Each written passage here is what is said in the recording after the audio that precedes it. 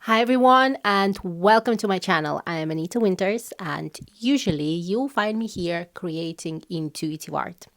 Some colorful, expressive pieces straight from the heart. But not today.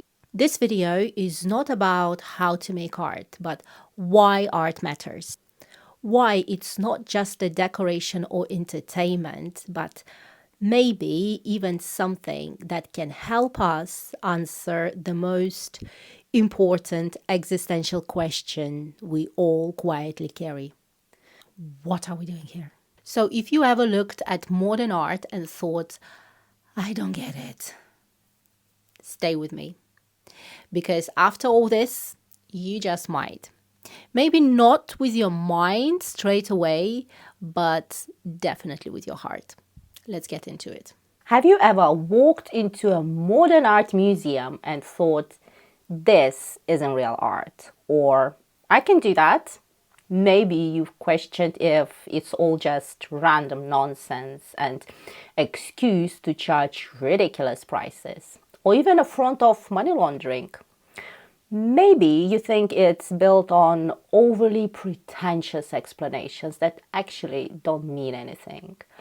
And if that's not you, I can almost guarantee you know at least someone who feels this way. But today, I want to challenge that perspective because art, whether you understand it or not, has the power to make you happier. And that's not just an opinion, it's science. Studies show that looking at art increases dopamine and serotonin levels, the same chemicals that boost your mood, reduce anxiety, and fight depression. In other words, appreciating art is one of those simple joys in life that you don't want to miss out on. When you walk into a classical art museum, there is always something familiar waiting for you. A still life painting of a vase with flowers, a bowl of fruits, portrait of a girl or a dog. These images make sense. You don't have to search for meaning, you just know. And beyond the subject itself, there is something magical about the technique. The way an artist captures the shimmer of water droplets, the soft texture of fur, or the delicate transparency of petals makes the painting feel alive. You can almost smell the flowers, feel the silkiness of the fabric, taste the ripe apple. Classical art invites you to simply admire, to appreciate the way the light shines on a pear or how the petals of a rose seem soft enough to touch. There is a joy in this instant recognition. It's comforting, like seeing an old friend. You don't have to think about what the painting means. You just experience its beauty. And now, step into a modern art museum. Suddenly, that sense of recognition disappears. Instead of lifelike scene, you are faced with splashes of paint, abstract shapes, or a collection of everyday objects like bricks stuck in a corner, a cloth draped over a chair, a canvas covered in seemingly random lines. Nothing invites you to reach out, to touch, to connect in the same way. It feels strange, unfamiliar, sometimes even frustrating. Why does this count as art? What is it trying to say? That disconnect is exactly what makes modern art so polarizing. It forces you to look beyond what you know and step into something new. Because art, in its very essence, is a lie. A beautiful, terrible lie. When you look at a painting, you know it isn't real. The fruits, the flowers, the girl, the dog, none of them actually exist on the canvas. They're just pigments, carefully arranged, tricking your eyes into seeing something that isn't there. Take René Magritte's famous painting, The Teachery of Images. It shows a pipe, highly detailed, perfectly recognizable, but underneath the words read Cecini Pasum Pip. This is not a pipe. And that's true, it isn't. It's a collection of brushstrokes forming the image of a pipe. but you cannot touch it, cannot hold it, cannot smoke it. Art deceives us, yet we willingly believe in it. But that deception isn't just about tricking the eye. It's about making us see beyond what's in front of us. This is exactly what avant-garde artists rebelled against. They wanted to strip art of its deception and expose its artificial nature. Instead of painting illusions, they presented reality. Not an image of bricks, but actual bricks. Not a painting of a chair, but real chair in the gallery. This was honest art, raw, direct, refusing to create comforting illusions. But honesty is unsettling. It forces us to confront the raw truth of things without the safety of beauty or familiarity. And that's why modern art is so often misunderstood. It doesn't just want you to see, it wants you to think. Modern artists don't just replicate reality, they create from nothing. They take an idea, a feeling, a concept, and bring it into existence in a way that has never been done before. This is why modern art can feel confusing or frustrating. It forces you to dig deeper, to look beyond the surface, to question what you are seeing. It doesn't hand you easy answers. It asks you to engage, to interpret, to challenge your own perceptions. And in doing so, it invites you to experience art not just as an image, but as a conversation, one that expands the way you see the world. Imagine for a moment a world before civilization, before language, before history was written down. A time when our earliest ancestors walked the earth, surrounded by danger, searching for food, struggling to survive. In that world, you wouldn't expect art to exist, yet it did. One of the oldest clues we have is the Makapangaskat. One of the oldest clues we have is the Makapansgat pebble, a small, unassuming stone found in South African cave. It wasn't carved or painted by human hands, yet it resembles a face, a haunting natural illusion. The important detail, this pebble was found far from where it naturally belongs, meaning that nearly 3 million years ago, an early hominin, possibly Australopithecus africanus, picked it up and carried it to their home. Why? Because they saw something in it. They recognized a face where none existed. And for the first time, something beyond survival mattered. This moment was profound. It showed that even at the dawn of humanity, we weren't just creatures that ate, hunted, and slept. We were creatures that saw, that felt, that recognized meaning beyond the material world. Fast forward nearly 500,000 years and we find another astonishing discovery. The trinil shell found in Indonesia, a shell carefully engraved by Homo erectus, one of our Asian ancestors. Simple zigzag patterns, etched with precision. It wasn't a tool, it wasn't functional, it was something more, it was art. And with that, a new kind of thinking was born, the desire to create. By the time we reach 40,000 years ago, art explodes across the world. Deep in caves, in places where no one lived, our ancestors painted animals, handprints, and symbols. The cave paintings of Lascaux, Chauvet, and Altamira reveal a world where art was no longer just about seeing. It was about storytelling, about connecting with something beyond the everyday. Imagine the flickering firelight illuminating those paintings, how the images must have seemed alive. This was no longer just survival. This was expression, ritual, a bridge between the seen and the unseen. So why does this matter today? Because art is fundamental to being human. It is not a luxury or an afterthought. It has been with us since the very beginning. It is how we interpret the world, how we make sense of existence, how we leave something behind to say, hey, I was here, I mattered. From a pebble carried across miles to a shell carefully engraved to paintings hidden deep in caves, art is proof that from the very start we have always been more than just survival. We have always been creators. Art is more than just an object, more than paint on canvas, more than stones sculpted into a shape. Art is energy. It is something that moves, something that lives. It is a force that has been passed through time, from the first hands that painted on cave walls to the artists who create today. When artists create, they enter a kind of trance, a moment where they are no longer just a person, but a channel for something greater. They pour their energy, their emotions, their very soul into their work. And when they do, they leave behind more than just an artwork. They leave behind a piece of themselves.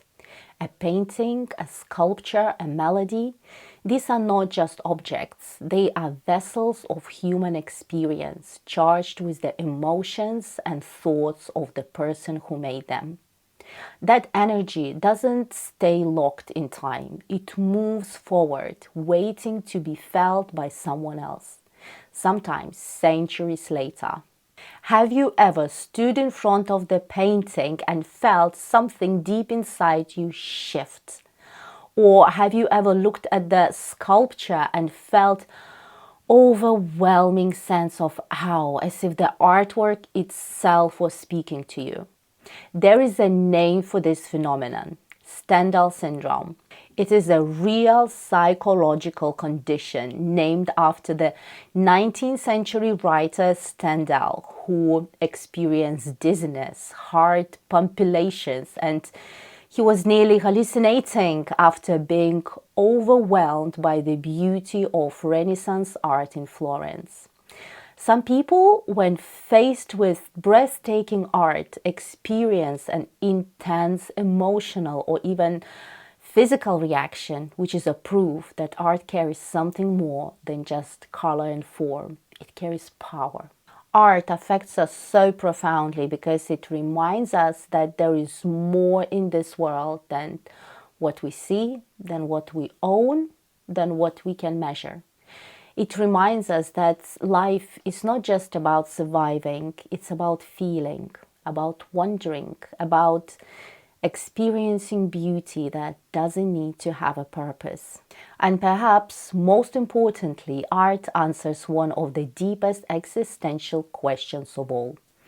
Why are we here? It reminds us that our time on this planet is fleeting, that we're here just for a moment compared to the vastness of the universe. And yet, in that short time, we create, we love, we leave something behind. Art is proof that we exist beyond the material world, beyond our bodies, beyond our lifetimes. It is a message passed down through generations saying, I was here, I felt something, and now so do you. To end this video on a lighter note, I want to leave you with some practical tips, things you can do to make any museum visit more meaningful, fulfilling, and perhaps even transformative, because the way you experience art can change everything. The biggest mistake most people make in museums is rushing. They walk through the halls as if they're checking off a list, glancing at each artwork for just a few seconds before moving on. It's impossible to feel anything deeply when you are trying to see everything instead of truly experiencing something. Instead, try this.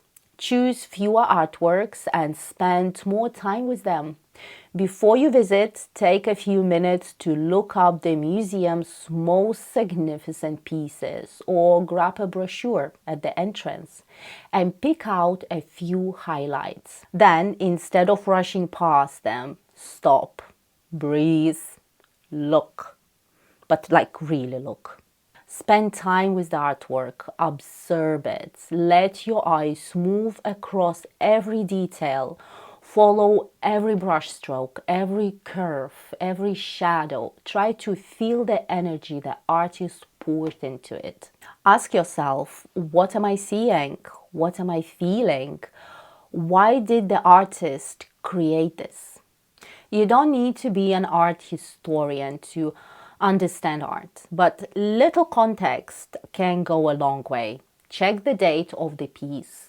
What was happening in the world at that time? What struggles, revolutions, or cultural shifts might have influenced this artist? A quick read about their life, their previous works, or even the place they were from can open up entirely new layers of meaning. Art is never just about what's in front of you. It's about the stories behind it, the emotions it carries, the energy it transmits. It's about the questions it forces us to ask. And that is exactly why understanding the context of an artwork matters. Without it, some of the most famous pieces of modern and conceptual art might seem absurd, meaningless, or even like a joke. Take Marcel Duchamp, for example. In 1917, he walked into an art exhibition with nothing more than a mass-produced porcelain urinal, turned it on its side, signed it Art, and called it Fontaine. A few years earlier, he had done something similar by taking a simple bottle dryer, a metal rack used for drying glass bottles, and exhibiting it as bottle rack. These weren't paintings, they weren't sculptures, they were everyday objects placed in a new context. But in doing so, Duchamp redefined art forever. At the time, the art world was dominated by traditional painting and sculpture, works that required visible technical skill. But Duchamp challenged this idea completely. He introduced the concept of the ready-made, the radical idea that an object, no matter how ordinary, could become art if the artist chooses to present it as such. 100 years later, Mauricio Catalan did something similar. You might have heard of his infamous artwork, Comedian, better known as the banana taped to the wall. When this piece was exhibited at Art Basel in 2019, it became an instant sensation. People ridiculed it. How is this art? They asked. It's just a banana with duct tape. And yes, at first glance, that's all it seems to be.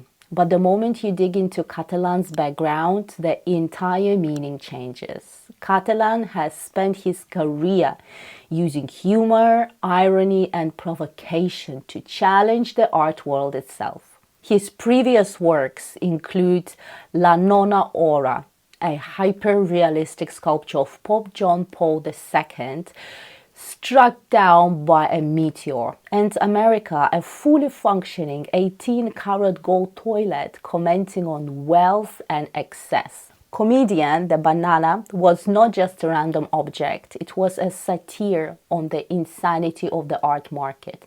The idea that anything can become valuable if it's labeled as art. And ironically, the piece did exactly what it was meant to. It became one of the most talked about artworks in recent history, proving its own point. This is why context matters.